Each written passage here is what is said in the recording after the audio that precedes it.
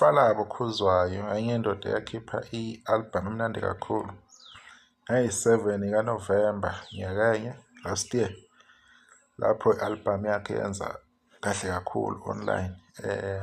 uFalabo yaqala ukuthi album yakhe igijime kanje online, hhayi usebenzile umfoka Khuzwayo. Lapha ku-Spotify mase sibheke iy'ngoma zakhe, Inyoka Endala ina 748K, ebese kuthi lezi ehamba phambili ethi Inkani Yami ina 1,074,000 ngaphezulu, phinde lena ethi Ngaqoma Wena ibe na 1,054,000 ngaphezulu.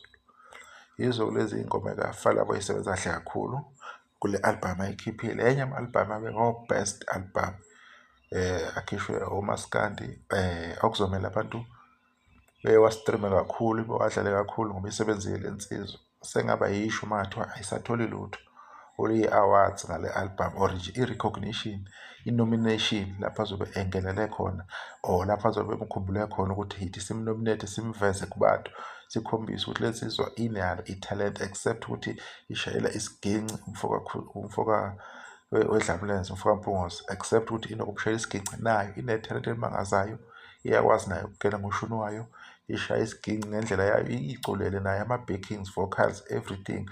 Umculo wayo ube mnandi kakhulu.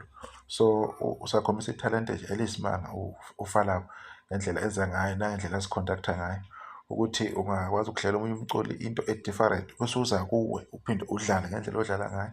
Kukhombisa nje ukuba versatile ngenye indlela. Abantu abaqhubeke beyibuka ingoma yakhe or be-streame online, benza kahle kakhulu, bembeke ebalazweni, beqhubeke-ke enze imlando-ke. Ungomunye wabantu abenza imlando futhi uyingxenye yemlando eyenzeka kwaGuqa. Siyambongela kakhulu kuFalabo ngokwenza kahle, naye ajoyine abanye abantu abahlele benza kahle. Igama lakhe kukhulunywe kukhulunywe ngalo kahle, libale ey'ntweni ezinhle kakhulu. Izinto esiyifunayo ukuyibona lezi, nabanye abaculi-ke ababhukule besukume besebenze kanzima bey'khandle benze njengaye uFalabo, ngoba uFalabo wenze i-album emnandi kakhulu kakhulu kakhulu. Umculo kaFalabo ngiyawazi, ngiyawu-understand-a, ngihlala ngiwulalela, kodwa kulokhu uthe yena ufuna ukukhipha yonke yena i-album enjani, enzima kakhulu. Wakwenza lokho, wakhipha i-album enzima kakhulu. Asiqhubeke simese kanjalo, so umamele umculo wakhe, simfake komunye umlando futhi. Siyabonga kakhulu.